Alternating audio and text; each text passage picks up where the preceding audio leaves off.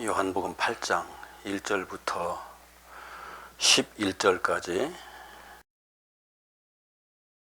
성경을 읽을 때 어느 한 구절, 어느 한 장, 어떤 한 사건만 보고서 어쩌고 저쩌고 하지 말고 성경 전체를 포괄적으로 이해하는 게 가장 중요해요. 성경 전체를 포괄적으로 이해를 하되 요한복음 전체가 어떻게 시작되고 흘러가면서 마무리를 짓는지 그 흐름을 먼저 이해를 해야 그 흐름 속에서 이 사건이 어떤 의미를 가지는지도 우리가 설명하는 게 가능해지거든요. 그렇지 않으면은 단순히 이 사건만 보고 말아요. 그러면서 가늠하다 현장에서 붙잡혀온 이 여자, 어찌 보면은 어떤 사람의 생각에는 참으로 재수 없는 여자, 어떤 사람의 생각에는 정말 죽어마땅한 여자, 그런 여자 정도로 보겠지만, 그러나 요한복음 1장에서부터 쭉 7장까지의 내용을 다 읽고 나면은 왜 이 여자가 이 타이밍에 여기 맞추어서 등장을 하는지 그것을 이해를 할 수 있거든요. 요한복음 7장까지의 내용에서 우리가 확인할 수 있는 건 하나님을 잘 안다고 생각하는 사람들이 과연 하나님을 알고 있는 사람들이 있을까?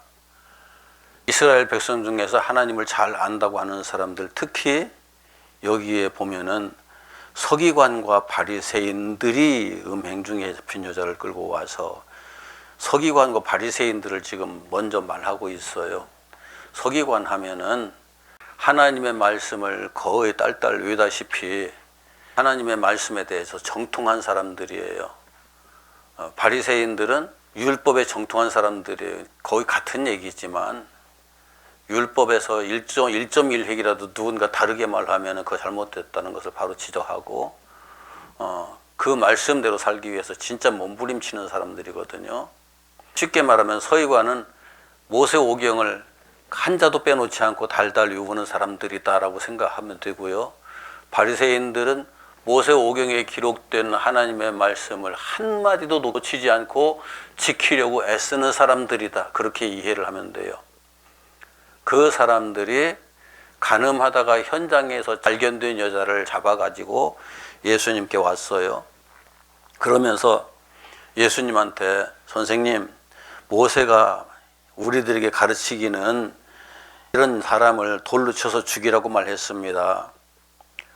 그런데 선생님은 우리들에게 어떻게 말씀해 주시겠습니까? 하고 질문을 해요. 예수님께서 거기에 대한 대답을 즉시 하지 않으시고 그냥 엎드려서 땅바닥에다가 손가락으로 뭔가를 쓰시기 시작해요. 사람들이 예수님께서 땅에다 쓰시는 거기에 무슨 대답이 있나 싶어가지고 그것을 주목해서 한참 보거든요. 서기관도 그렇고 바리새인도 그렇고 한참 주목해 봐요. 한참 주목해서 봐도 거기에 답이 없어요. 답이 없이 계속 그러고 있으니까 자꾸 선생님 빨리 답 주십시오, 빨리 답 주십시오 하고 계속 독촉을 하거든요. 그런데 어느 정도나 시간이 지나갔는지 모르겠어요. 예수님께서는 충분한 시간을 아마 그렇게 그들에게 주었을 거예요. 아까 막 흥분했던 하나님의 의를 자기들이 실현해야 되겠다고 이 여자 죽일 여자 해가면서 막 각자 나름대로 자기의 정의에 불타올랐던 그 사람들의 마음, 감정을 살짝 누그러뜨리고서 그 모든 글기가 식었을 때 예수님께서 그들에게 하시는 말씀, 너희 중에 죄 없는 자가 먼저 돌로 쳐라. 자, 한번 생각해 보세요. 모세오경에 글자 한자도 놓치지 않고 달달 외우고 있는 사람들이 죄를 짓는 사람들일까요? 보편적으로 죄를 짓는 사람이라고 보기가 참 힘들겠죠. 자, 바리새인, 성경에 기록된 모세오경에 기록된 율법은 1.1획도 자기가 거기에 걸리지 않으려고 율법을 완벽하게 지키려고 몸부림쳤던 사람들이에요. 죄 없는 사람이라는 그 예수님의 말씀 속에 자기들이 우리는 돌을 던질 자격이 있어 라고 생각을 충분히 할 수 있을 것 같은 사람들이잖아요. 이스라엘 사람들이, 이 서기관이나 바리새인들은 이스라엘 보통 백성들이 존경하는 사람들이에요. 존경하는 사람들. 백성들이 존경하는 사람이라면은 종교적 차원에서는 훨씬 앞서 있는 사람들이다. 그렇게 이해를 할 수 있단 말이에요. 그 사람들에게 예수님께서 하시는 말씀이 그거예요. 너희 중에 죄 없는 자가 먼저 돌로 쳐라. 그런데 한 사람씩 두 사람씩 빠져나가기 시작해요. 이게 뭘 의미해요? 성경을 글자 한자도 빠짐없이 외우고 있는 사람들조차도 죄 없는 자가 먼저 돌로 치라고 했을 때 자기가 그럴 자격이 있나를 생각할 수밖에 없는 상황이 지금 진행되고 있잖아요. 만약에 이 이스라엘 백성들이 흥분했을 때에 이 말씀을 하셨다면은 사람들이 흥분된 상태에서 자기 자신을 돌아보는 게 가능할까요? 하나님의 백성들이 최소한 이 정도는 자기 자신을 생각할 줄 알아야 돼요. 이 정도는. 죄 없는 자가 돌로 치라고 했을 때 자기 자신을 돌아볼 수 있는 사람은 돼야죠. 최소한. 이게 가장 기본적인 거예요. 그랬을 때 서기관들과 바리새인들 중에 하나씩 나이 많은 사람으로부터 시작해서 하나씩 그 자리를 빠져나가기 시작해요. 한 사람이라도 남았나요? 한 사람도 안 남고 다 가버렸어요. 빠져나가 버렸어요. 아마 서기관과 바리새인들만 있었던 게 아니고 거기에 일반인들도 왔을 거예요. 분명히. 어린아이부터 노인에 이르기까지 다 왔을 텐데 어린아이부터 시작해서 노인에 이르기까지 어느 누구도 그 여자에게 돌을 던지는 사람이 없었어요. 주변이 한참 동안 조용해요. 예수님께서 일어나서 휙 둘러보시고 아무도 없으니까 여자에게 물어봐요. 너를 정죄하는 사람이 없더냐? 우리 한글 성경에 그렇게 되어 있는데 원문에 보면 이렇게 너라고 하는 말이 영어에서도 you잖아요. 당신을 정죄하는 사람이 없었습니까? 라는 질문이었죠. 그러니까 이 여자가 아무도 없었습니다 라고 대답하죠. 그러니까 예수님께서 나도 당신을 정죄하지 않습니다. 가서 다시는 죄를 범하지 마십시오 라고 돌려보냅니다. 자, 이게 참 중요한 거죠. 만약 그 서기관과 바리새인들 중에 자신들이 죄인이라는 것을 발견했으면 내가 죄인이구나. 저 여자에게 도무지 돌을 던질 수 없는 죄인이구나 라는 걸 깨달았으면 어떻게 해야 될까요? 대부분의 사람들이 다 똑같이 이런 성향을 가지고 있어요. 나는 문제 많아. 내가 죄인이라는 것을 깨달았어요. 그러면 내가 지금 죄인입니다 하고 그 자리에 무릎 꿇고서 자기 죄를 고백을 해가면서 회개합니다라고 하는 경우가 많을까요? 아니면 슬그머니 도망갈까요? 자기 죄를 고백하기가 쉽지 않아요. 특히 서기관과 바리새인들은 유대 사회에서 백성들에게 존경을 받는 사람들이잖아요. 백성들에게 존경을 받는 사람들이에요. 그 사람들이, 백성들이 지금 주변에서 쫙 모여서 지켜보고 있어요. 그런 상황에서 내가 죄인입니다 하고 무릎 꿇기가 쉬울까요? 쉽지가 않아요. 이건 쉽지가 않아요. 바리새인도 마찬가지예요. 쉽지가 않아요. 나이 많은 사람이 어린애들이 지켜보고 있는데 무릎 꿇고서 내가 죄입니다 하기 쉬울까요? 우리가 이런 걸 이해하고 봐야 돼요. 성경을 볼 때. 쉽지가 않아요. 그것을 극복하고 바로 그 자리에서 무릎 꿇을 수 있는 사람이래야 거기서 메시아를 만나는데 그렇게 하지를 못해요. 대부분의 사람들이. 내가 죄인입니다. 죄인의 자리에 내려서야 구원의 주이신 예수를 만나는데 죄인의 자리에 내려서는 게 쉽지가 않다고요. 그래서 구원의 예수님을 만나지 못하고 그냥 슬금슬금 담배바지에 방귀 빠져나가듯이 다 빠져나가 버리고 말았어요. 그냥 슬금슬금. 나이 많은 사람부터 시작해서 어린아이에 이르기까지 다 슬금슬금 다 빠져나고 말았어요. 그 자리에 남아있는 건 여자 그리고 12제자 예수님만 남았어요. 제자들은 자기가 의롭다고 생각해서 그 자리에 서 있을까요? 그게 아니잖아요. 자기 선생님이 거기 계시니까. 그냥 거기에 머물러 있었을 뿐이지 우리는 의로운 사람들이야 라고 생각하고 거기 서 있지는 않을 거예요, 분명히. 그렇지, 만약 의로운 사람들이라고 생각했으면 돌들어 쳤겠죠. 그런데 예수님께서도 나를 정죄하지 않는다라고 말하는 건 어떤 이유에서였을까요? 예수님, 아니 그 여자에게 돌을 던질 수 있는 유일한 사람이 예수님이잖아요. 그럼에도 불구하고 돌을 던지지 않아요. 이 땅에 죄인들을 하나님께서 심판하시겠다고 작정하시면은 이 순간에 이 땅에 남아있을 사람 단 한 사람도 없어요. 단 한 사람도 없어요.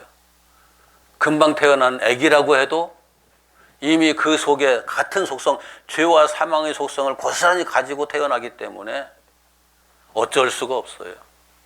제가 대구신학교에 입학했을 때 첫 교시에서 그 머리가 하얀 백벌의 그 노 교수가 첫 교시에서 오셔가지고 학생들에게 당부하는 말씀, 진짜 당부하는 말씀이었어요. 내가 이 나이 먹도록 깨달은 것은 바닷가에서 모래알갱이 하나 집어들은 것에 지나지 않는다. 내가 이 나이 먹도록 하나님을 안다고 말할 수 있는 것은 바닷가에서 모래알갱이 하나 집어든 것에 불과하다. 그래서 자랑할 게 아무것도 없다. 여러분들 신학을 공부하겠다고 여기 왔지만 평생 배워도 결국은 바닷가에서 모래 한두 알갱이 집어들은 것에 지나지 않을 거다. 겸손해라. 그렇게 말씀하셨던 것을 전 아직까지도 잊어버리지 않아요. 깨달으면 깨달을수록 겸손해야지는데 인간은 깨달으면 깨달을수록 어떻던가요?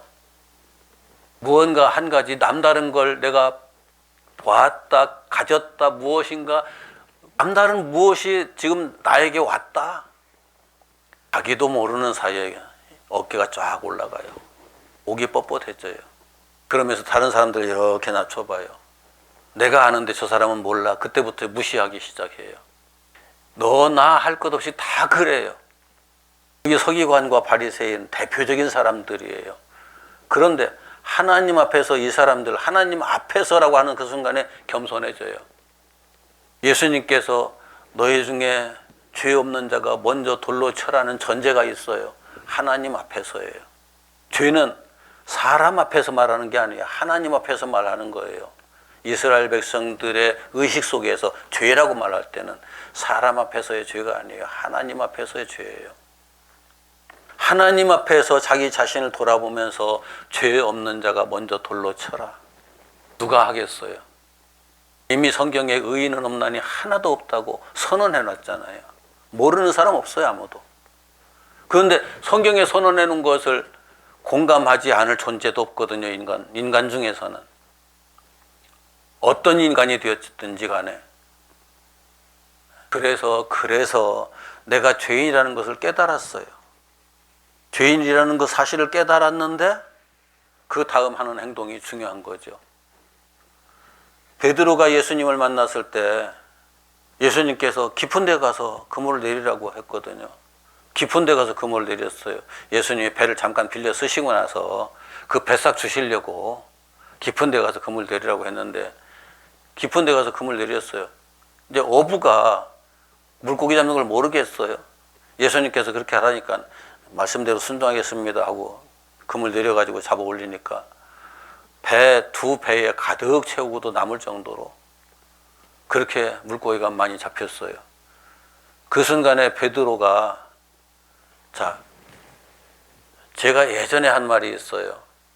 제가 만약 그때 베드로였다라면은 선생님 너무너무 감사합니다. 그런데 내일 또 오셔서 내 배를 사용하시고 내일 또 고기 이만큼 잡게 해주십시오. 그러면은 제가 7할을 선생님께 드리고 나는 3할만 갖겠습니다. 7대3. 그러면서 매일 그렇게 해주신다고 하면은 제가 그렇게 해드리겠습니다. 배 2배에 가득 채웠어요. 2배에 가득 채웠는데 7할을 드린다고 해도 3할만 해도 베드로는 그날 수지 맞는 거예요. 그러면서 내일도 그렇게 와주시고 모레도 그렇게 와주시고 내 배를 사용해 주시고 그렇게 해 주십시오 라고 나는 말했을 거예요. 근데 베드로는 그 순간에 엄청난 사실을 깨달았어요. 내가 죄인이다. 저분이 하나님이시고 내가 죄인이다. 이걸 깨달아 버린 거예요. 그러니까 그 자리에 그냥 무릎 꿇고 딱 엎드려서 내가 죄인입니다. 나를 떠나십시오. 내가 죄인입니다. 나를 떠나십시오. 왜요? 하나님 앞에 인간은 그대로 노출돼 버리면 그 자리에서 죽거든요. 그 두려움에 휩싸여서 나를 떠나십시오라고 얘기를 하는 거예요. 내가 죄인이라고. 그런데 지금 여기 서기관과 바리새인들, 예수님 주변에 모였던 사람들은 저 여자가 죄인이야라고 막 얘기를 하고 있다가서 죄 없는 자가 먼저 돌로 치라고 하니까 자기가 죄인이라는 걸 깨달아 버린 거예요. 다들. 그랬으면 어떻게 해야 될까요? 내가 죄인입니다. 우리를 구원해 주십시오. 그거 말해야 당연한 거라고 우리는 생각하죠. 그런데 거기에 있는 사람들은 어느 누구도 그렇게 하지 못했어요. 다 슬금슬금 도망가 버리고 말았어요. 그 결과가 어떻게 됐을까요? 그 죄의 사슬에 얽매여 있던 죄의 노예로서 죽을 그 순간만을 기다리고 있던 그 여자는 오히려 그 죄에서 노임받고 진정한 자유인이 돼요. 도망한 사람들은 자유인이 될까요? 일평생 그걸 가슴에 안고 살겠죠. 나는 그때 죄인으로 발견됐었는데, 나는 죄인인데, 바리새인들 하나님의 말씀을 꼭 철저하게 지켜가면서 살면서 죄인으로 발견되지 않으려고 몸부림쳤는데 그 순간 다 죄인이 돼버렸잖아요. 바리새인들에겐 치명적이에요. 그런데 내가 죄인이라는 사실을 고백을 하지 못하고 그 자리를 도망가 버렸다고요. 바리새인이 죄인이라고 고백을 해버리면 더 이상 바리새인 자격이 박탈돼 버리거든요. 서기관들 백성들에게 존경받는 사람이에요. 내가 죄인에서 명예가 중요한가요? 하나님 앞에서 자존심이 중요한가요? 하나님 앞에서 자기 자신이 그렇게 소중한가요? 그것 때문에 그 사람들은 일평생 동안 그 사슬에서 풀려나지 못하고 그 사슬에 얽매여서 없는 사람들이 되고 말아요. 그리고 그 사람들이 나중에 그지만 결국은 자기 죄를 들여다보게 해주셨으니까 자기를 죄인이라고 드러내버렸던 그 예수님을 십자가에다 못 박아버리고 말죠. 사람들은 나무의 죄는 참 정말 그 나무의 눈에 티끌은 보면서도 자기 눈에 대들보는 못 본다고. 자기 눈에 대들보 볼 수 있는 사람들이 얼마나 되겠어요. 저는 요즘 그 상을 살면서 많은 일들을 경험하면서 항상 느끼는 게 그래요. 역시 제 눈에 대들보는 어느 누구도 보지 못하는구나. 그런데 내 눈에 대들보를 못 보는 사람이 무엇인들 제대로 정확하게 분별을 하겠어요? 나도 마찬가지예요. 나도 이렇게 말한다고 해서 이렇게 말하는 내 눈에 대들보가 없다, 그게 아니에요. 이스라엘 백성들의 문제점은 자기는 괜찮고 남들에게 문제가 있는 거예요.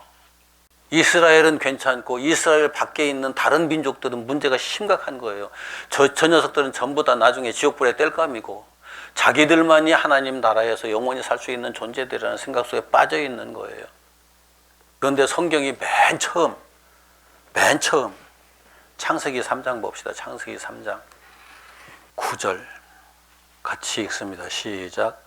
여호와 하나님이 아담을 부르시며 그에게 이르시되 내가 어디 있느냐. 이건 몇 번 말씀드린 거예요. 내가 어디에 있느냐.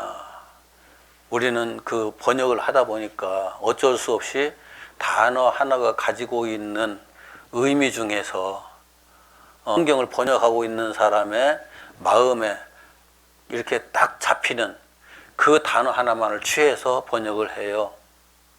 그런데 내가 어디 있느냐 하는 이 질문은 원래 그 히브리 원어를 보면은 원어가 가지는 의미가 무엇으로 있느냐, 어떻게 있느냐, 어디에 있느냐, 이 세 가지 질문을 동시에 하는 거예요.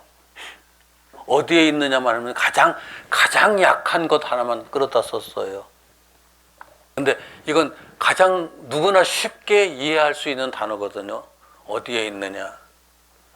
그런데 무엇으로 있느냐는 좀 어려워요. 그냥 사람이잖아요. 그런데 하나님께서는 너 무엇으로 있느냐라고 정체성을 물으시는 거예요. 정체성을. 무엇으로 있느냐. 우리는 다 각각 사람이라고 다 생각을 해요. 맞아요. 사람 맞아요. 그런데 하나님께서 맨 처음 창조하실 때 사람을 흙으로 창조하셨다라고 아는 사람들이 이해를 하는데 하나님의 형상으로 창조했어요. 하나님의 형상으로. 굉장히 중요한 거예요. 하나님의 형상으로 창조하시고 하나님의 형상으로 창조한 아담에게 흙으로 육신을 창조하신 후에 그 육신을 소유하고서 하나의 인간으로서 살아가게 하신 거죠. 그러면 하나님의 형상이 본질일까요? 육신이 본질일까요?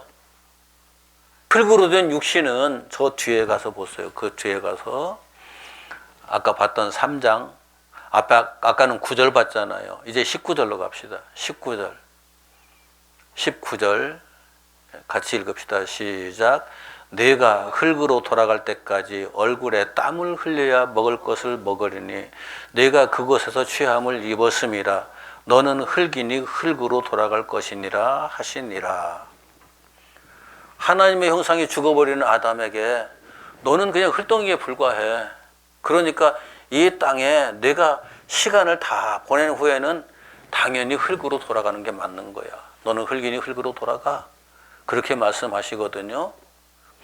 이것이 하나님 나라 가는 게 아니에요. 이것은 그냥 흙으로 다시 돌아가는 걸 뿐이에요. 하나님 나라 가는 건 이 속에 하나님께서 다시 하나님의 형상을 창조하신다고요. 하나님의 형상을 다시 창조하신다고요. 다시 창조하시는 걸 어떻게 창조하시느냐? 예수께서 내 안에 오셔서 예수로 나를 가득 채우시는 거죠. 완전하게. 예수가 하나님의 형상이거든요. 그래서 하나님의 형상으로 다시 창조하셔서 그 하나님의 형상만을 하나님 나라로 데리고 가시고 이끌어 가시고 육신은 다시 흙으로 돌아가는 거예요. 그 이상도 이하도 아니에요. 이미 창세기 3장에 이 모든 내용이 다 담겨 있어요. 자, 너는 무엇으로 있느냐? 두 번째, 어떻게 있느냐? 어떻게 있느냐? 지금 어떻게 있어요? 하나님 앞에서 피해서 숨어 있어요. 하나님 앞에 서 있어야 할 존재가 하나님 앞에서 피해 있어요. 이것이 예수님 앞에서 자기가 죄인으로 발견된 그 순간 피해 도망간 사람들의 모습이에요. 서기관과 바리새인들, 유대인들 다 도망가 버렸어요. 어떻게 있느냐? 무릎 꿇고 그 자리에서 나는 죄인입니다 하고 엎드려서 용서를 구해야 함에도 불구하고 그렇게 못하고 있는 거예요. 너무나 많은 사람들이. 자, 보세요. 자기가 책임을 져야 되고 자기가 문제가 많은 존재로 딱 나타나는 그 순간에 사람들은 너나 할 것 없이 그 자리를 피하려고 그래요. 그 상황을 피하려고 그래요. 그 모습을 맨 처음 우리들에게 확인시켜 준 게 바로 이거예요. 아담이 에덴 동산에서 하나님의 음성을 듣고 하나님의 낯을 피하여 숨어버리는 것. 하나님 앞에서 숨는 게 가능한가요? 우리가 하나님 안 계신 곳이 없다고 다 말하잖아요. 어디에도 다 계신다고요. 우리 각 사람의 마음 속에도 계시고 우리 밖에도 계시고 우리 안에도 계시고 온 우주에 가득 차게 충만하게 계신다고요. 우리의 한계성 때문에 우리가 그것을 느끼지 못하고 그 하나님의 존재에 접근하지를 못해서 그렇지 하나님은 안 계신 곳이 없어요. 안 계신 시간도 없고요. 그 하나님 앞에서 피하면은 피해지나요? 얼마나 어리석은 인간의 모습이에요. 하나님의 형상을 잃어버린 인간의 한계성, 아담으로부터 시작해서 그 모든 것들이 그렇게 확인이 되죠. 그런데 예수님 앞에서 지금 그 모습을 고스란히 그대로 드러내 보이고 있어요. 피해버리는 거예요. 피해버리면 용서받을 기회가 없잖아요. 그럼에도 불구하고 창세기에서 하나님께서는 아담에게 가죽옷을 지어 입히시면서 구원의 기회를 허락하시죠. 여기서도 마찬가지로 요한복음 8장에서도 예수님께서 너희들이 죄인이다라고 직접 말씀하시지 않고 스스로 깨닫게 하셨어요. 스스로 깨닫게 했으면 기회를 주신 건가요? 기회를 뺏으신 건가요? 예수님께서 이제 용서받을 기회를 내가 너에게 줄게 라고 말씀하신 거거든요. 그런데 그들은 그 기회의 자리를 다 벗어나 버렸어요. 이스라엘 백성들의 눈에는 현상적인 죄는 보이는데 본질적인 죄는 안 보이는 것, 이 한계성 속에 놓여 있거든요. 우리들은 안 그래요. 우리들도 현상적인 죄는 누구나 다 봐요. 누구나 다 봐요. 그걸 숨기려고 애를 써요. 그런데 현상적인 죄는 본래 어디에서 나오는 걸까요? 그 본질에서 나오잖아요. 그 속에서 나오는 거잖아요. 그런데 그걸 못 본다고요. 볼 수가 없어요. 어찌 보면 하나님의 은혜예요. 나만 볼 수 있도록 하나님께서 그렇게 하신 거죠. 하나님과 나와의 관계에서 해결되어야 하는 거니까. 그런데 우리가 또 여기서 화해해야 할 것은 다른 사람의 문제점과 죄를 계속 보면서 거기에 집중해 있는 사람은 자기 자신을 볼 수가 없어요. 참 재미있죠. 재미있다고 해야 되나? 제가 재미있다는 표현을 이럴 때 가끔 쓰는데 우리 눈이 나를 보는 방향으로 붙어 있나요? 나를 보지 못하는 방향으로 붙어 있나요? 우리 눈이 나를 볼 수 없는 방향에 붙어 있어요. 내 얼굴 나는 못 봐요. 어떤 일이 있어도. 거울을 통하지 않고서는 볼 수가 없어요. 내 섀도우 눈앞에 갖다 이렇게 들이대야 보이는 거예요. 그런데 눈이 붙어 있는 얼굴은 우리가 볼 수가 없어요. 그래서 우리가 우리 자신을 볼 수 없는 맹점을 영적인 차원에서도 가지고 있고 심리적인 정신적인 차원에서 똑같이 가지고 있다고요. 내가 내 얼굴이 어떻게 생겼는지 거울을 보기 전에는 절대 몰라요. 나라는 존재가 어떻게 생겼는지. 그런데 그 거울을 하나님께서는 우리들에게 넘쳐나게 만들어 주셨거든요. 그 거울? 어떤 거울? 요 벽에 붙어있는 이 거울? 그거 말고요. 그것은 기껏해야 내 겉모습만 비춰줬잖아요.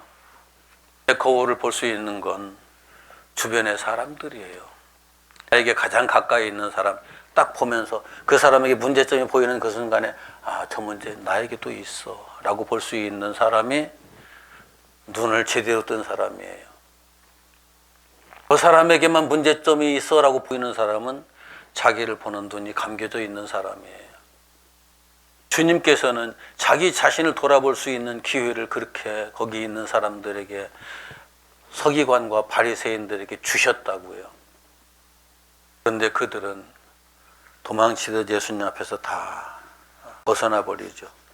그들은 일평생 그 부자유함 속에 자기 자신의 죄의식 속에 얽매여 사는 사람, 노예로서 살아갈 수밖에 없는 사람들이 되고 말았을 거예요. 예수를 그리스도라고 믿는 사람들은 오늘 말씀에서 요한복음 8장 다시 봅시다. 단순한 내용들이 아닌데 요한복음 8장 31절 32절 시작. 그러므로 예수께서 자기를 믿은 유대인들에게 이르시되 너희가 내 말에 거하면 참으로 내 제자가 되고 진리를 알지니 진리가 너희를 자유롭게 하리라. 그러니까 저기다 벽에다 써서 붙여놨어요. 예수께서 예수님을 믿은 사람들에게 말씀하셨습니다. 당신들이 내 말에 거하면 참으로 내 제자가 되고 진리를 알게 될 것인데 그 진리가 당신들을 자유롭게 할 것입니다. 31절 32절 내용이에요. 굉장히 중요한 거예요. 예수님을 안 믿은 사람들에게 말씀하시는 것이 아니라 예수님을 믿은 사람들에게 하시는 말씀이에요. 왜요? 믿어야만 예수님 말씀이 통하니까. 안 믿는 사람들은 아무리 중요한 말씀, 그냥 좋은 말씀을 해줘도 어차피 안 믿어요. 이건 예수님을 믿은 사람들에게 하시는 말씀이에요. 믿은 사람들에게 너희가 내 말에 거하면, 예수님의 말에 거한다. 무슨 말일까요? 예수님의 말에 거한다. 예수님이 말씀이 육신이 되어 오신 분이잖아요. 예수님은 하나님의 말씀을 하시는 거예요. 그럼 하나님 말씀에 거하면이란 말이 되죠. 하나님의 말씀은 모세오경의 율법이에요. 다른 말로 바꾸면. 하나님의 말씀 율법 안에 거하면 참으로 내 제자가 되고, 율법 안에 거한다는 게 무슨 말일까요? 율법 잘 지켜라 그 얘기였을까요? 아니, 바리새인들 율법 잘 지켰어도 그게 안 됐어요. 서기관들 율법 딸딸 요구 있었어도 그게 안 됐어요. 왜요? 왜 안 됐느냐면은 그 율법에서 말하고자 한 의미를, 하나님의 의도를 정확하게 이해할 수 없었기 때문에 그래요. 그래서 문자밖에 못 본 거예요. 율법으로 기록된 법조문처럼 보이는 그 문자밖에 못 본 거예요. 그런데 그 문자를 넘어서서 그 문자에 새겨진 하나님의 마음에 딱 부딪혀서 그 마음 속으로 들어가 버리면 그때 내 제자가 된다. 제자라는 말은 그 말씀을 따르는 사람이잖아요.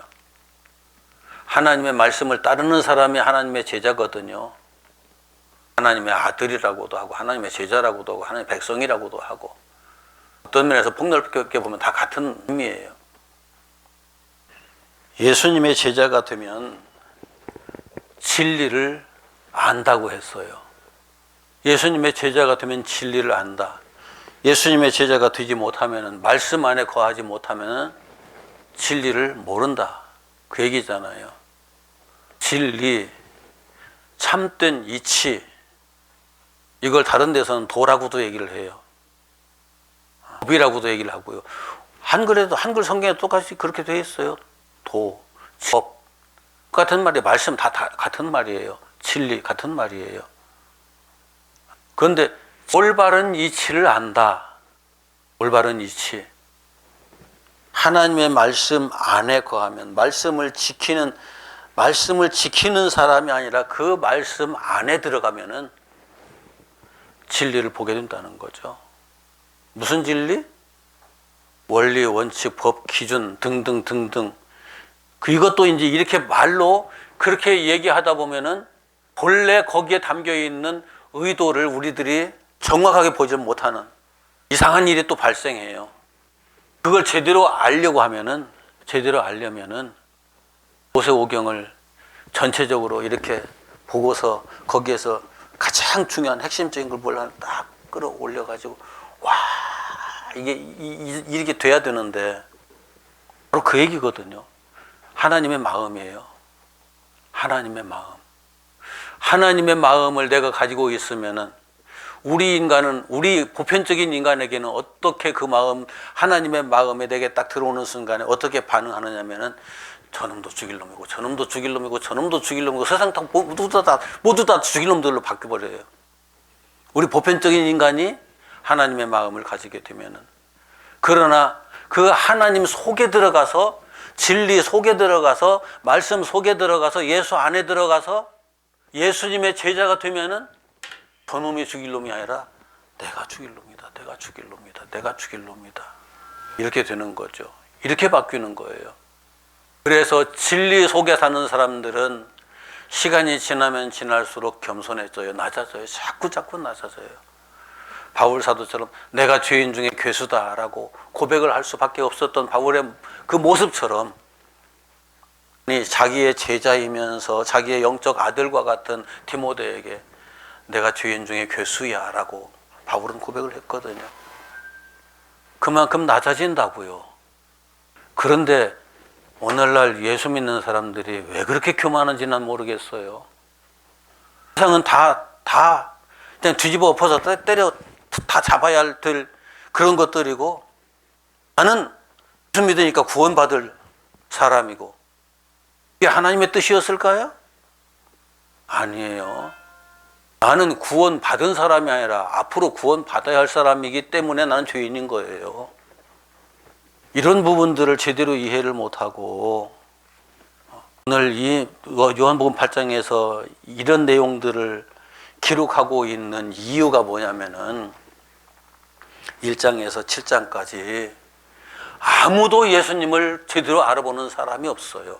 이스라엘 백성 중에. 오히려 이방인들은 예수님을 만나고 거기서 구원의 기쁨을 누리는데 이스라엘 백성 중에는 아무도 예수님을 만나는 사람이 없어요. 자기가 죄인이라는 것을 깨닫지 못하기 때문에, 자기가 죄인이라는 것을 전혀 이해하지 못하기 때문에 못 만나는 거예요. 지금 8장에서 이스라엘 백성들이 모두가 다 죄인이라는 사실을 아무도 모른다. 현상적인 죄를 눈에 보이는 상태에서 죄를 범하는 사람만 죄인이라고 인정할 뿐이지, 거룩하게 살려고 몸부림치는 자들은 어느 누구도 자기가 죄인이라는 사실을 모른다. 저는 한국 교회에서 나름대로 거룩하게 살려고 몸부림치는 사람들 너무나 많은데 그들이 다 자기가 죄인이라는 사실을 전혀 모르고 이놈 죽일 놈, 저놈 죽일 놈, 이놈 죽일 놈, 저놈 죽일 놈 하는 사람들이 너무나 많다는 사실을 저는 날마다 보거든요.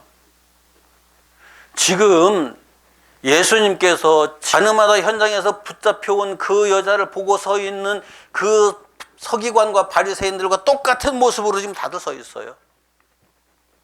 그러면서 자기의 죄가 발견될까 싶어가지고 죄 없는 자가 먼저 돌로 쳐라 했을 때 그 자를 슬그머니 벗어나 버리는 그런 모습들로 거의 다 서 있어요. 제가 어제 푸틴이 자기를 반역해가지고 군사 쿠데타를 일으킨 그 자기의 충견한테 욕심이 너무 과하다라고 얘기를 하더라고요. 푸틴이 욕심이 과한 사람일까요? 그 사람이 욕심이 과한 사람이었을까요? 저는 그걸 보면서 우리나라 속담에 똥 묻은 개가 겨 묻은 개 나무란다는 그 속담이 떠오르면서 한참 실소를 좀 금치 못했어요. 그런데 푸틴만 그런 게 아니라 우리 모두도 다 그냥 그런 차원이에요. 나는 괜찮고 쟤는 문제가 많아. 왜 이렇게 자기를 볼 수 없는 사람들이 되었을까?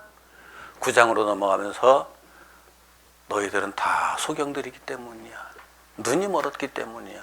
9장에서 진짜 소경 눈을 띄워주면서 영적인 소경들은 예수님께서 너희들이 다 눈이 멀었지만 너희들이 눈 멀었다는 사실을 인정을 안 하기 때문에 너희들의 눈을 띄워줄 수가 없어 라고 말씀하시는 내용이 9장이거든요. 죄인이 죄인이라는 사실을 알지 못하는 것처럼 큰 비극이 없어요. 왜요? 죄인이 죄인이라는 사실을 인정하지 못하고 그걸 깨닫지 못하고 그 자리에 그냥 머물러 있으면 영원히 하나님 나라하고는 상관없는 사람이 되고 말거든요. 영원히.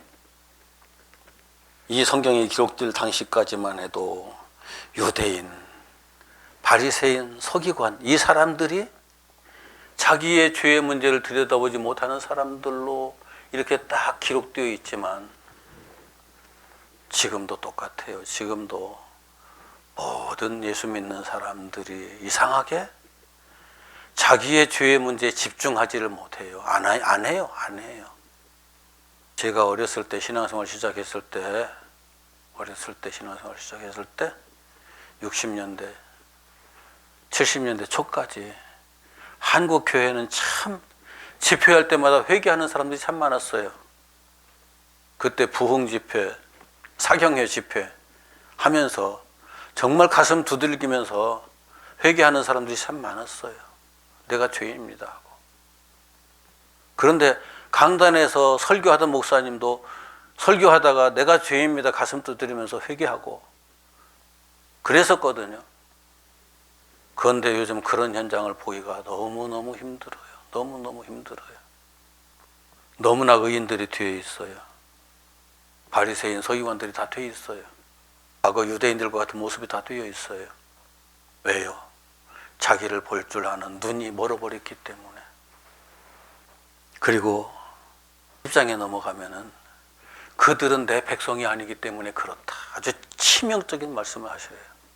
이스라엘 백성들이 스스로 하나님의 백성이라고 그렇게 자부심을 가지고 하나님께서 자기들을 보호하고 지켜주신다고 그 절대적인 믿음을 가지고 살고 있었는데 요한복음 10장에서는 그들은 내 백성이 아니야 라고 딱 잘라 말씀하시는 거예요. 내 백성 같으면 내 목소리를 듣는데 내 말을 알아듣는데 내 백성이 아니기 때문에 내 말을 못 알아들어. 내 백성이 아니기 때문에 내가 하는 말도 내가 누군지도 듣지도 보지도 못하는 그런 상황이 돼버린 거야. 내 백성이 아니라서 그래. 그렇게 확인하시고 11장에 넘어가면 그들은 다 죽었어. 그렇게 정의를 내리시거든요. 그런데 이스라엘 백성들은 자기들이 죽었다는 생각 전혀 못하죠. 이건 과거 이스라엘 백성들에게 하신 이야기가 아니고, 그것도 맞죠. 과거 이스라엘 백성들이 하시는 건 맞아요. 그런데 그때 거기서 멈추어 있는 것이 아니라 지금 현재 우리들에게도 똑같이 이 말씀을 적용하시거든요. 아무리 지식을 많이 가진 사람이라고 해도, 성경 지식을 많이 가진 사람이라고 해도 그것이 중요한 게 아니에요. 그것이 무슨 의미가 있는 게 아니에요. 아무리 많은 은사를 받았다고 해도 그것이 중요한 게 아니에요. 아무리 대단한 권세와 능력을 가졌다고 해도 그것이 그렇게 대단한 게 아니에요. 하나님 앞에 서는 순간 다 초라해요. 초라하기 그지없는 것들 뿐이에요. 초라하기 그지없는 것들을 가지고 우쭐대는 게 인간이에요. 오히려 그것 때문에 하나님을 못 보는 자가 되고 하나님을 전혀 이해할 수 있는 자가 되어버려서 하나님의 백성의 자리에 서지 못하는 상황이 발생하는 거죠. 하나님은 그들을 향해서 내 백성이 아니다라고 말씀하셨거든요. 과거에도 그랬고 지금도 여전히 그렇고. 제가 언젠가 한참 됐네요.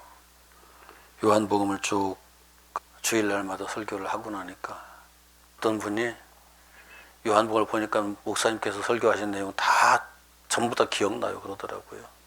기억나는 것으로 멈춰서는 안 되고 그 말씀 한마디 한마디가 내 삶에 들어와서 내 삶에 나를 거듭나게 하는 생명의 말씀으로 작용을 해야죠. 역사를 해야죠. 관절과 골수를 찔러 쪼개서 새로운 피조물로 만드는 역사 속에 내가 있어야죠. 그래야만 되는 거예요. 말씀을 정리합시다. 성경을 너무나 많은 사람들이 보면서 내가 원하는 구절들만 찾는 사람들 있어요. 문제가 심각해요. 내가 원하는 구절들이 아니라고 해도 이제 긴 문장 속에서 내가 원하는 문장을 찾는 사람들이 있어요. 그것도 아니에요. 성경에 어떤 인물을 딱 해가지고 그 인물 어쩌고 저쩌고 그 인물은 내 마음에 들고 이 인물은 내 마음에 안 들고 그것도 아니에요.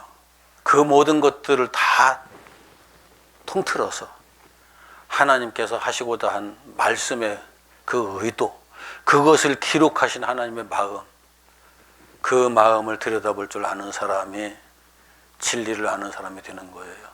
성경을 보면서 내 생각을 확인하는 도구로 삼지 말고 성경을 보면서 내 가치관을 거기서 찾으려고 하는 어리석은 사람 되지 말고 성경에 하나님의 말씀이잖아요.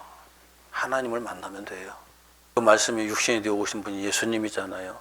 예수님 만나면 돼요. 그래야만 성경을 제대로 본 사람이 되는 거죠. 기도합시다.